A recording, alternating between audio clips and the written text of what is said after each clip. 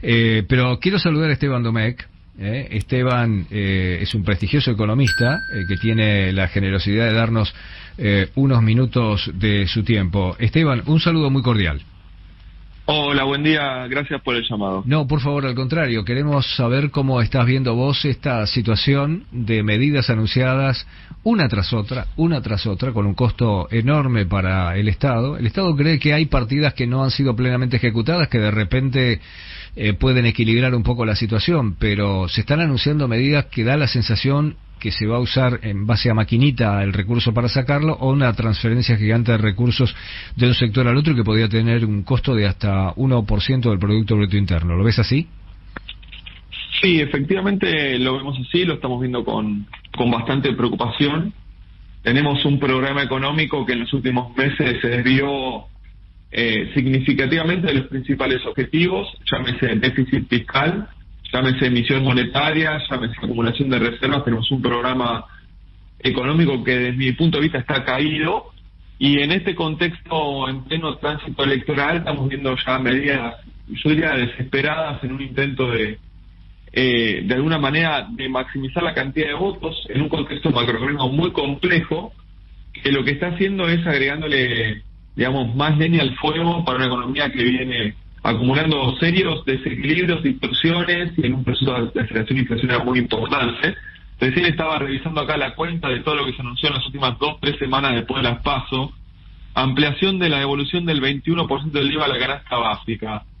Elevar el piso de impuestos a las ganancias a 1.700.000. Previaje 5. Créditos subsidiados a trabajadores. Ampliación de créditos a PYME. Refuerzo de beneficios. Si tengo 10 ítems más, la cuenta a nosotros nos da más o menos 1,4 puntos del PBI para un déficit que, si bien el objetivo estaba seteado en 1,9, ya estaba yendo a la zona del 2,7, 2,8 puntos del producto. Bueno, esto lo va a dejar arriba del 3%, y para un Estado que no tiene ni reservas, ni crédito interno, ni crédito externo, esto se va a financiar con más emisión monetaria.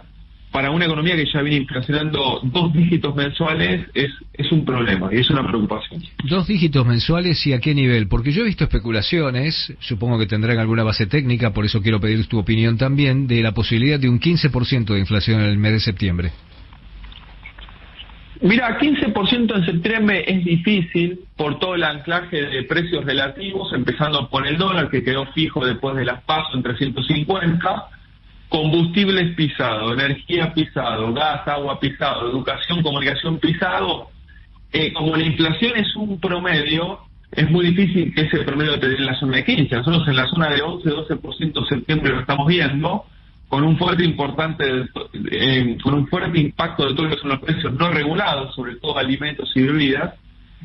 Ahora, el problema es que si vos hoy estás en 11-12% con todo pisado, cuando vos empieces a hacer el sinceramiento de precios relativos, de alineación de precios relativos que va a haber que empezar a hacer para poder empezar a poner un programa de estabilización que logre encauzar un proceso de desinflación en la baja, lo que primero va a haber que hacer en el marco de ese proceso es aumentar la inflación y después bajarlo, con lo cual Argentina entró en una nueva dinámica inflacionaria mucho más preocupante, mucho más compleja, que nos deja una zona nosotros estamos viendo hacia fin de año una inflación de 180-200% tranquilamente, y después empezar a bajar va a depender ya del nuevo gobierno, del plan de estabilización, de cuán exitosos son las medidas, etcétera. Pero estamos navegando aguas de muy, muy alta inflación, y esto claramente es algo extremadamente complejo. Bueno, eventualmente no del 15, pero ¿cuánto ves solamente por efecto arrastre de sumatoria? Y estás en la zona de 12% aproximadamente. Más o menos nosotros estamos viendo la inflación de septiembre corriendo en esos niveles, en un escenario obviamente donde el gobierno logre cumplir con el objetivo de dejar anclado el dólar oficial en la zona de 350. Esteban, permitime sumar también a mi compañero Fernando González a esta conversación. ¿Fer? Sí, ¿qué tal, Esteban? Buen día. Hola, Fernando. Preguntarte, teniendo la proyección de septiembre, de la inflación de septiembre, de lo que puede suceder en noviembre en octubre, noviembre y diciembre, según tus estimaciones, ¿cuál va a ser la inflación que va a tener en todo el año Argentina, más o menos estimándolo, para tener una idea de lo que es, de lo que va a ser este año completo en cuanto a la inflación que vamos a vivir todos los argentinos? Bien, está muy bueno el punto. A ver, nosotros acá hoy estamos simulando 3 trayectorias de inflación hasta diciembre, en función de, digamos, de cómo el gobierno maneja el problema económico en el cual nos hemos metido, que yo hablo de un programa caído, volcado. Un primer desenlace muy optimista nos está dejando una inflación a fin de año de 160%, que es muy optimista. Bueno, el gobierno cumple con el objetivo de dejar fijo el dólar a 350 hasta el 22 de octubre. Después empalma con un crawling peg en la zona del 10% hasta diciembre, y el próximo gobierno que asume hace una corrección y un sucesivamente del tipo de cambio, dejando el dólar oficial en la zona de 600 pesos. Pensemos que el ROFEX está marcando 6.35, entonces en esa línea el desenlace optimista hoy nos deja un piso de inflación de 160. Ahora, eso para nosotros hoy no es lo más probable. En un escenario un poco más negativo, en el cual el crawling tiene que ir más acelerado después de las elecciones generales y un poco más de evaluación a fin de año, nos está dejando hoy como escenario más probable de inflación a diciembre de 200.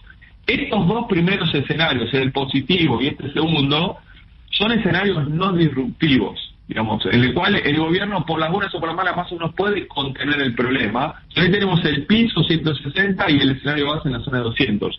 Hacia arriba podemos encontrar cualquier valor. Si acá hay un escenario más disruptivo en términos de empezamos a ver devaluaciones como la que vimos el lunes 14 de agosto, sin programa, sin ancla, sin credibilidad, y empezamos a devaluarnos realmente, en la cual a los 2-3 días toda la devaluación se va a precios, y eso viene sucesivamente durante 2 o 3 episodios, porque el gobierno saliente monetario no pueden contener el problema cambiario inflacionario.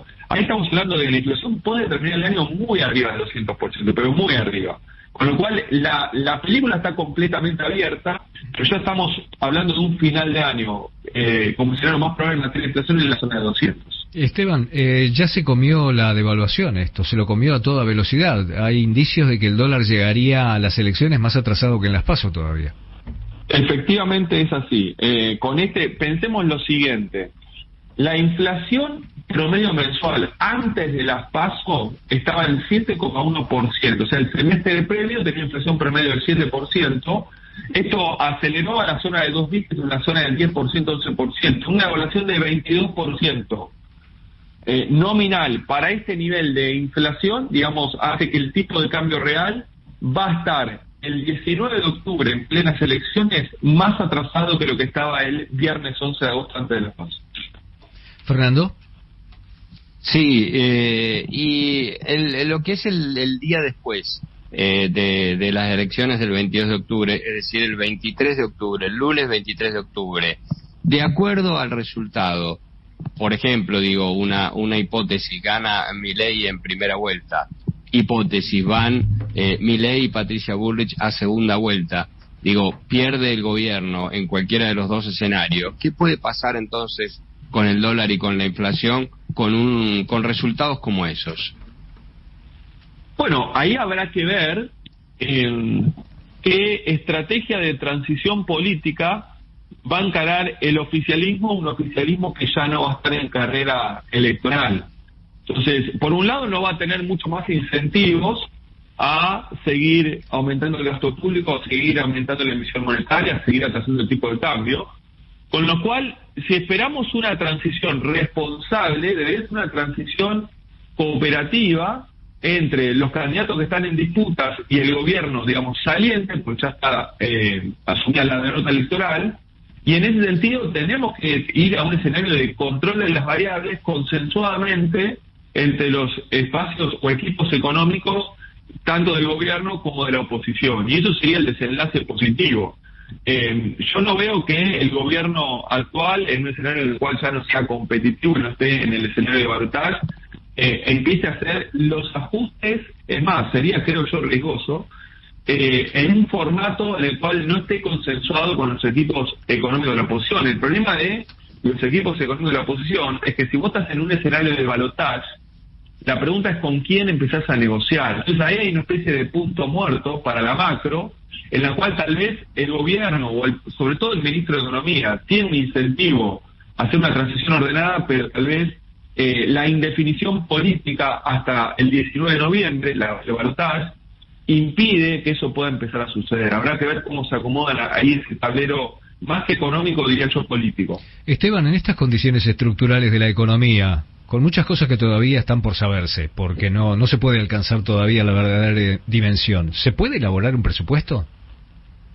No, definitivamente no. Vos fíjate, Pepe, lo que yo dije hace un rato, el sendero de inflación de acá a diciembre está completamente abierto. Digamos, no sabemos si esto termina con 160, con 200 o con 250. En ese sentido, elaborar un presupuesto es ciencia ficción, con el agravante de que no sabemos quién va a gobernar y cuál va a ser el programa económico.